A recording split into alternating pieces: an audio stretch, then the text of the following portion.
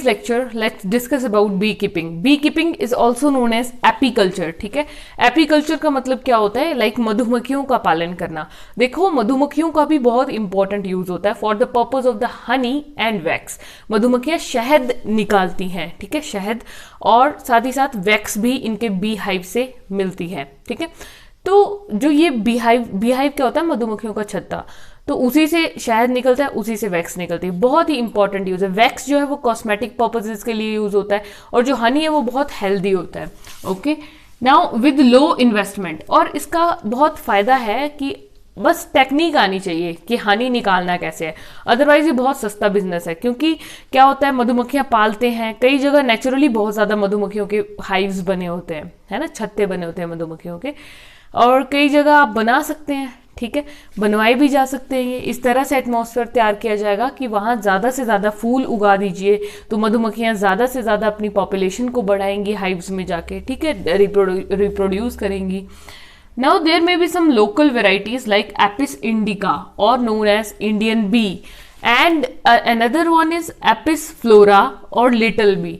ठीक है, एक और वेराइटी लाइक एपिस डॉर्सेटा हो सकती है. ठीक है, नेक्स्ट इज एक्सोटिक वेराइटी. क्या हो सकती है इसकी? Like Apis mellifera. ये भी एक इटालियन वेराइटी है, ठीक है, फॉरेन ब्रीड में.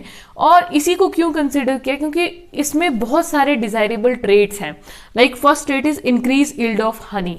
हनी की यील्ड बहुत ज्यादा होती है. ठीक है, हनी बहुत ज्यादा प्रोड्यूस करते हैं ये. And long time stay in hive. काफी लंबे समय के लिए हाइव में रहते हैं.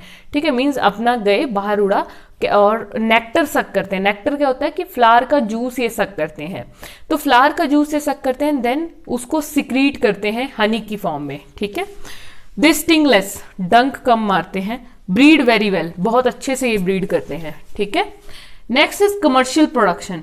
देखिए जो कमर्शियल प्रोडक्शन है, इनका जो पालन होता है वो कहाँ हो सकता है? बी फार्म्स में और एपियरीज में हो सकता है. ठीक है, जहां पे इनका पालन किया जाता है उन एरियाज को हम बोलते हैं बी फार्म या फिर apiaries, and the culture is known as apiculture. Okay, so quality and the taste depends upon. Yes, जो क्वालिटी और टेस्ट है हनी का, कि हनी, अब देखो हनी की क्वालिटी कई प्रकार की होती है. आजकल जो चला है इतने बड़े बड़े ब्रांड्स का भी, I want take the name of any brand, but still बहुत ज्यादा मिलावट है. कोई भी हनी आप कंसिडर कर लीजिए. ठीक है, तो हर हनी जो है वो प्योर नहीं है जब तक कि आप खुद जाके या अपनी आंखों के सामने किसी को हनी निकालते हुए ना देखें हाइव से, तब तक वो प्योर नहीं होता है. ठीक है, बहुत सारे केमिकल्स उसमें मिक्स कर दिए गए होते हैं. कोई पानी मिला देते हैं, कोई कुछ और सब्सटेंस मिला देते हैं. तो कहने का मतलब है जो क्वालिटी और टेस्ट है वो इसका डिपेंड एक बहुत इंपॉर्टेंट चीज पे करता है. First is पैस्चरेज. पैस्चरेज का मतलब होता है कि किस तरह के जो फ्लावर्स हैं वो अवेलेबल हैं और किन फ्लावर्स का वो जूस, नेक्टर जो वो सक कर रहे हैं.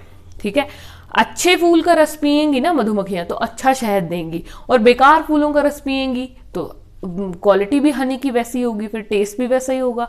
ठीक है, तो पैस्चरेज मतलब काइंड ऑफ फ्लावर्स पे बहुत डिपेंड करता है नेक्टर एंड पॉलिनेशन कैसे करेंगी ये. ठीक है, सो इस तरह से this is all about apiculture और बी कीपिंग.